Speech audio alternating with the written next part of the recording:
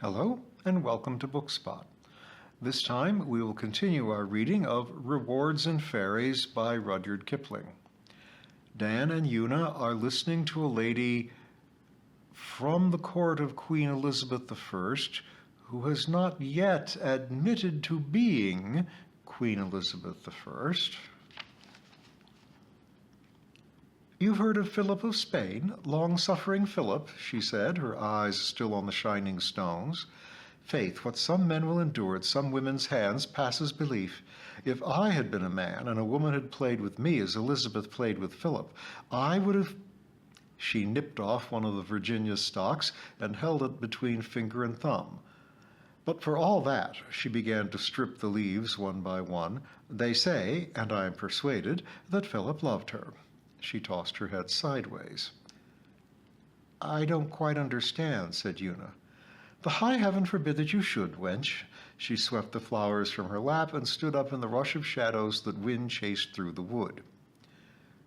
"I should like to know about the shoes," said Dan. "So ye shall, Burley, so ye shall if you watch me. 'Twill be as good as a play." "We've never been to a play," said Una. The lady looked at her and laughed. "I'll make one for you. Watch. You are to imagine that she, Gloriana, Belphoebe, Elizabeth, has gone on a progress to Rye to comfort her sad heart. Maids are often melancholy. And while she halts at Brickwall House, the village, what was its name?" She pushed Puck with her foot.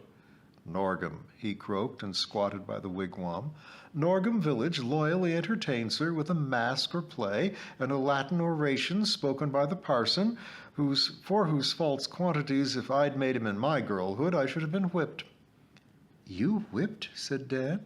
"Soundly, sirrah, soundly.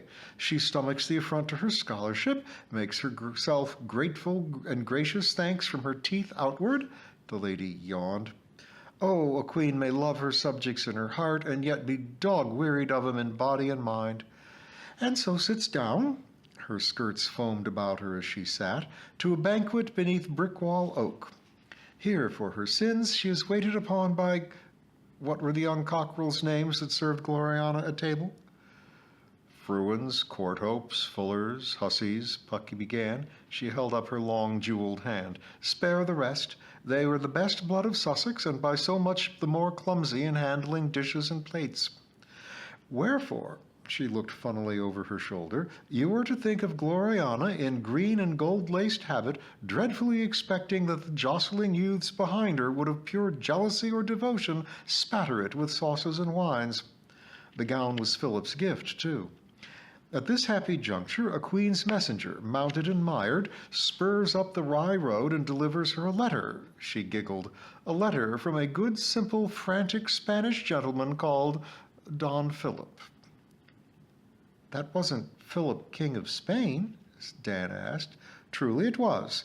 'Twixt you and me and the bedpost, young Burley, these kings and queens are very like men and women, and I've heard they write each other fond, foolish letters that none of their ministers should open." "Did her ministers ever open Queen Elizabeth's letters?" "Faith, yes. But she'd have done as much for theirs any day. If you were to think of Gloriana, then, they say she had a pretty hand, excusing herself thus to the company, for the queen's time is never her own, and while the music strikes up, reading Philip's letter as I do." She drew a real letter from her pocket and held it out almost at arm's length, like the old postmistress in the village when she reads telegrams. "Philip writes as ever most lovingly. He says his Gloriana is cold, for which reason he burns for her through a fair written page." She turned it with a snap. "What's here? Philip complains that certain of her gentlemen have fought against his generals in the Low Countries. He prays her to hang 'em when they re-enter her realms. That's as may be. Here's a list of burnt shipping slipped between two vows of burning adoration. Oh, poor Philip.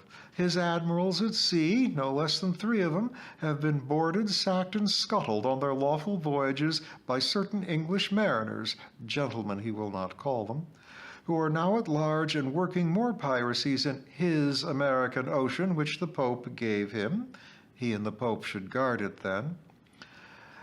Philip hears, but his devout ears will not credit it, that Gloriana in some fashion countenances these villains' misdeeds, shares in their booty, and, oh shame, has even lent them ships royal for their sinful thefts.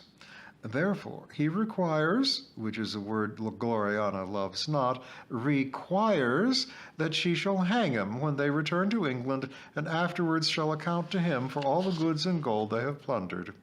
A most loving request. If Gloriana will not be Philip's bride, she shall be his broker and his butcher. Should she still be stiff-necked, he writes, see where the pen digged the innocent paper, that he hath both means and intention to be revenged on her. Ah, now we come to the Spaniard in his shirt. She waved the letter merrily. Listen here. Philip will prepare for Gloriana a destruction from the west, a destruction from the west far exceeding that which Pedro de Avila wrought upon the Huguenots. And he rests and remains, kissing her feet, her hands, her slave, her enemy, or her conqueror, as he shall find that she uses him. She thrust the letter back under her cloak and went on acting, but in a softer voice. All this while, hark to it, the wind blows through Brickwall Oak, the music plays, and with the company's eyes upon her, the Queen of England must think what this means. She cannot remember the name of Pedro de Avila, nor what he did to the Huguenots, nor when nor where. She can only see darkly some dark motion moving in Philip's dark mind, for he hath never written before in this fashion. She must smile above the letter as though it were good news from her ministers, the smile that tires the mouth and the poor heart. What shall she do? Again her voice changed.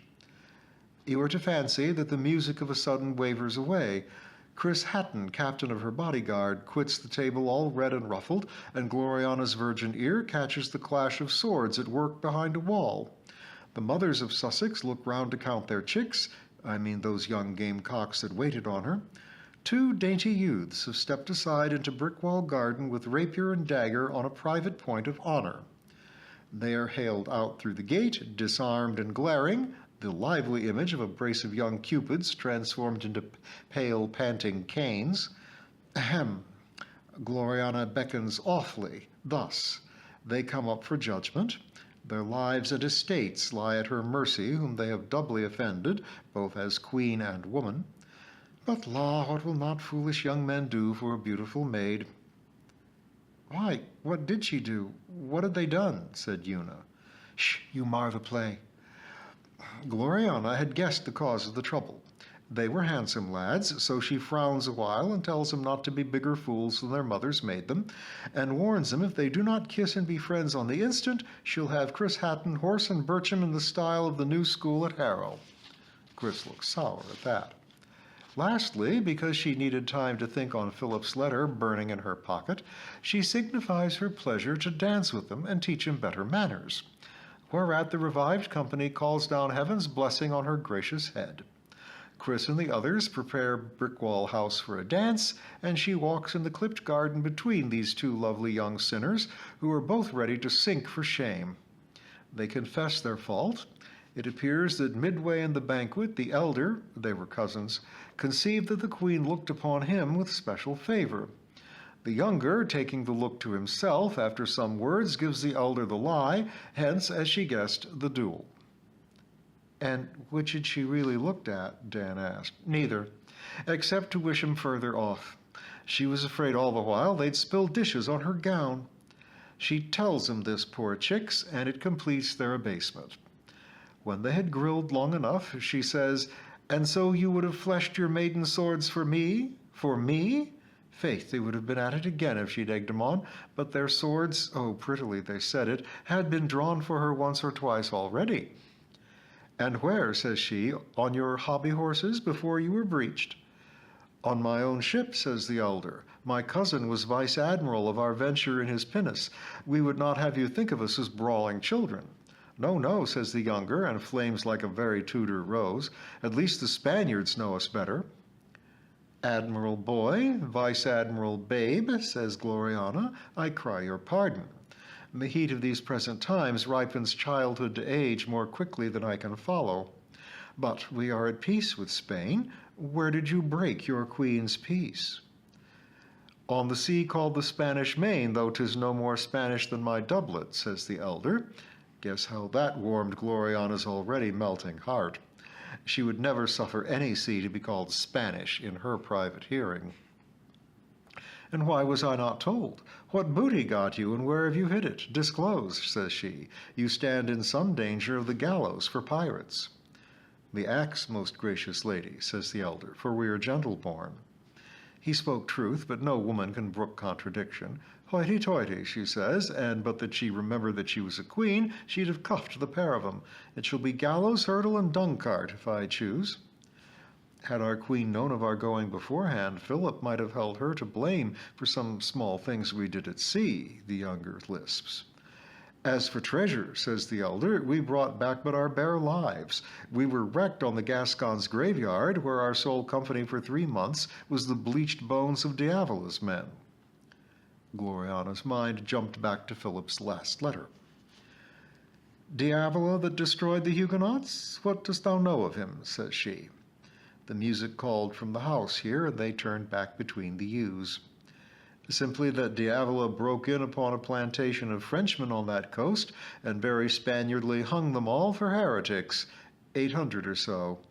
The next year, Dominique de Gorges, a Gascon, broke in on Diavola's men, and very justly hung them all for murderers, 500 or so. No Christians inhabit there now, says the elder lad, though 'tis a goodly land north of Florida. How far is it from England? Asks prudent Gloriana. With a fair wind, 6 weeks. They say that Philip will plant it again soon. This was the younger, and he looked at her out of the corner of his innocent eye. Chris Hatton, fuming, meets and leads her into Brickwall Hall, where she dances thus. A woman can think while she dances. Can think. I'll show you. Watch. She took off her cloak slowly and stood forth in dove-colored satin, worked over with pearls that trembled like running water in the running shadows of the trees.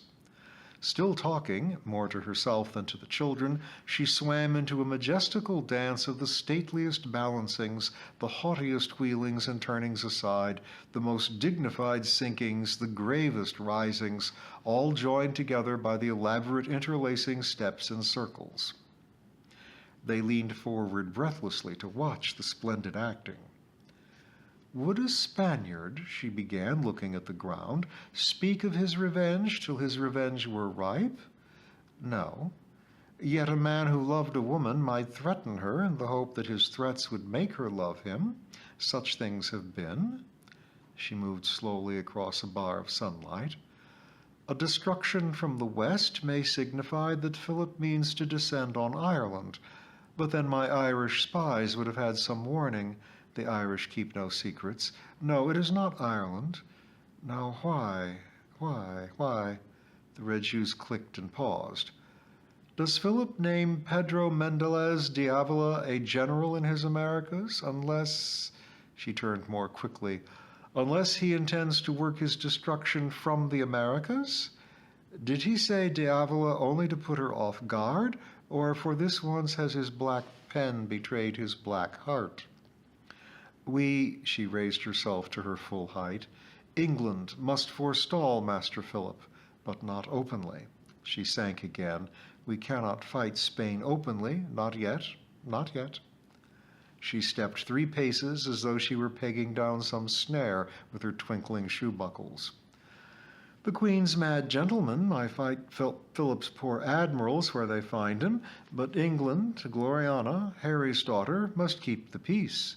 Perhaps, after all, Philip loves her, as many men and boys do. That may help England. Oh, what shall help England? She raised her head, the masked head that seemed to have nothing to do with the busy feet, and stared straight at the children. I think this is rather creepy, said Una with a shiver. I wish she'd stop.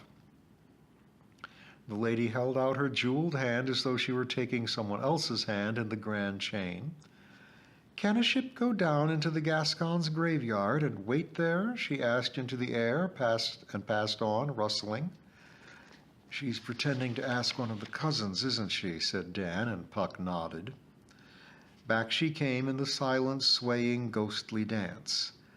They saw she was smiling beneath the mask, and they could hear her breathing hard. I cannot lend you any of my ships for the venture. Philip would hear of it, she whispered over her shoulder. But as much guns and powder as you ask. If you do not ask to... Her voice shot up, and she stamped her foot thrice. Louder! Louder, the music in the gallery! Oh me, but I have burst out of my shoe. She gathered her skirts in each hand and began a curtsy. You will go at your own charges, she whispered straight before her. O enviable and adorable age of youth! Her eyes shone through the mask holes. But I warn you, you'll repent it. Put not your trust in princes or queens. Philip's ships will blow you out of the water. You'll not be frightened? Well, we'll talk on it again when I return from Rye, dear lads. The wonderful curtsy ended. She stood up. Nothing stirred on her except the rush of shadows. And so it was finished, she said to the children. Why do you not applaud? What was finished? Said Una. The dance, said the lady offendedly, and a pair of green shoes. I don't understand a bit, said Una. Eh? What do you make of it, young Burley?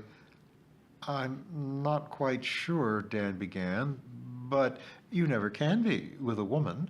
But I thought Gloriana meant the cousins to go back to the Gascons' graveyard, wherever that was. 'Twas Virginia afterwards, her plantation of Virginia. Virginia afterwards, and stop Philip from taking it. Didn't she say she'd lend 'em guns? Right so, but not ships, then. And I thought you meant they must have told her they'd do it off their own bat, without getting her into a row with Philip. Was I right? Near enough for a minister of the Queen. But remember, she gave the lads full time to change their minds. She was 3 long days at Rye Royal, knighting fat mares. When she came back to Brickwall, they met her with a smile down the road, and she could feel their eyes burn through her riding mask. Chris Hatton, poor fool, was vexed at it. You would not birch them when I gave you the chance, she says to Chris. Now you must give me half an hour's private speech with them in Brickwall Garden. Eve tempted Adam in a garden. Quick, man, or I may repent. She was a queen. Why did she not send for them herself? Said Una. The lady shook her head. That was never her way. I've seen her walk past her own mirror by ends, and the woman that cannot walk straight past there is past praying for. Yet I would have you pray for her. What else? What else in England's name could she have done? She lifted her hand to her throat for a moment. Faith, she cried, I'd forgotten the little green shoes. She left 'em at Brickwall, so she did. And I remember she gave the Norgem parson, John Withers was he, a text for his sermon. Over Edom I have cast my shoe. Neat if he'd understood. I don't understand, said Una. What about the 2 cousins? You were as cruel as a woman, the lady answered. I was not to blame. I told you I gave 'em time to change their minds. On my honor, ay de me, she asked no more of 'em at first than to wait a little while off that coast, the Gascons' graveyard, to hover a little if their ships chanced to pass that way, that they had only one tall ship and a pinnace, only to watch and bring me word of Philip's doings. One must watch Philip always. What a murrain right had he to make any plantation there, 100 leagues north of his Spanish Main, and only 6 weeks from England? By my dread father's soul, I tell you he had none. None! She stamped her red foot again, and the 2 children shrank back for a second. Nay, nay, you must not turn from me. You must not turn from me, too. She laid it all fairly before the lads in Brickwall Garden between the ewes. I told them that if Philip sent a fleet, and to make a plantation he could not well send less, their poor little cockboats could not sink it. They answered with submission that the fight would be their own concern. She showed him again that there could be only one end to it, quick death on the sea or slow death in Philip's prisons. They asked no more than to embrace death for my sake. Many men have prayed to me for life. I've refused 'em and slept none the worse after. But when my men, my tall, fantastical young men, beseech me on their knees for leave to die for me, it shakes me. Ah, it shakes me to the marrow of my old bones. Her chest sounded like a board when she hit it. She showed 'em all. I told 'em that this was no time for open war with Spain. If by miracle inconceivable they prevailed against Philip's fleet, Philip would hold me accountable. For England's sake, to save war, I should e'en be forced, I told them, to give up their young lives. If they failed, and again by some miracle escaped Philip's hand, and crept back to England with their bare lives, they must lie, oh, I told them all, under my sovereign displeasure. She could not know them, see them, nor hear their names, nor stretch out a finger to save them from the gallows if Philip chose to ask. Be it the gallows then, said the elder. I could have wept, but that my face was made for the day. Either way, anyway, this venture is death, which I know you fear not, but it is death with assured dishonor, I cried. Yet our queen will know in her heart what we have done, says the younger. Sweetheart, I said, a queen has no heart. But she is a woman, and any woman would not forget, says the elder. We will go. They knelt at my feet. Nay, dear lads, but here, I said, and I opened my arms to them and I kissed them. Be ruled by me, I said. We'll hire some ill-featured old tarry breeks of an admiral to watch the graveyard, and you shall come to court. Hire whom you please, said the elder. We are ruled by you, body and soul. And the younger, who shook most when I kissed him, says between his white lips, I think you have power to make a god of a man. Come to court and be sure of it, I says. They shook their heads, and I knew that they would go if they could. If I had not kissed them, perhaps I might have prevailed. Then why did you do it? Said Una. I don't think you really knew what you wanted done. May it please your majesty, the lady bowed her head low. This Gloriana, whom I have represented for your pleasure, was a woman and a queen. Remember her when you come to your kingdom. But did the cousins go to the Gascon's graveyard? Said Dan, as Una frowned. They went, said the lady. Did they ever come back? Una began, but did they stop King Philip's fleet? Dan interrupted. The lady turned to him eagerly. Do you think they did right to go? She asked. I don't see what else they could have done, Dan replied after thinking it over. Do you think she did right to send him? The lady's voice rose a little. Well, said Dan, I don't see what else she could have done either, do you? How did they stop King Philip from getting Virginia? That's the sad part of it. They sailed out that autumn from Rye Royal, and there never came back so much as a single rope yarn to show what had befallen them. The winds blew, and they were not. Does that make you alter your mind, young Burley? I expect they were drowned then. Anyhow, Philip didn't score, did he? Gloriana wiped out her score with Philip later. But if Philip had won, would you have blamed Gloriana for wasting those lads' lives? Of course not. She was bound to try to stop him. The lady coughed. You have the root of the matter in you. Were I queen, I'd make you minister. We don't play that game, said Una, who felt she disliked the lady as much as she disliked the noise the high wind made, tearing through Willow Shaw. Play, said the lady with a laugh and threw up her hands affectedly. The sunshine caught the jewels on her many rings and made them flash till Una's eyes dazzled, and she had to rub them. Then she saw Dan on his knees, picking up the potatoes they had spilled at the gate. There wasn't anybody in the Shaw after all, he said. Didn't you think you saw someone? I'm most awfully glad there isn't, said Una. Then they went on with the potato roast.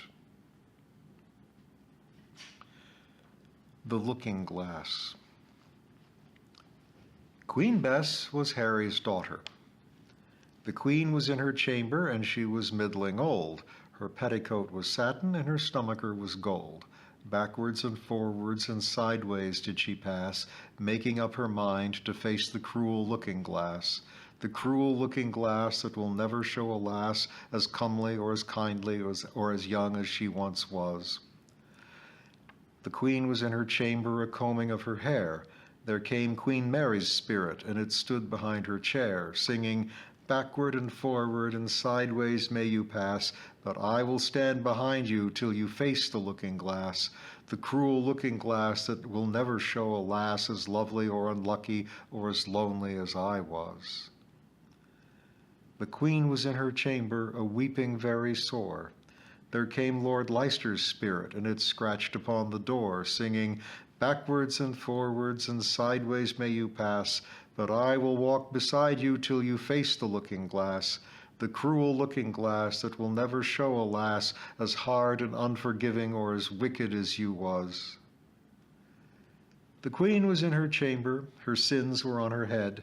She looked the spirits up and down, and statelily she said, backwards and forwards and sideways though I've been, yet I am Harry's daughter and I am England's queen. And she faced the looking-glass and whatever else there was, and she saw her day was over, and she saw her beauty pass in the cruel looking-glass that can always hurt a lass more hard than any ghost there is or any man there was.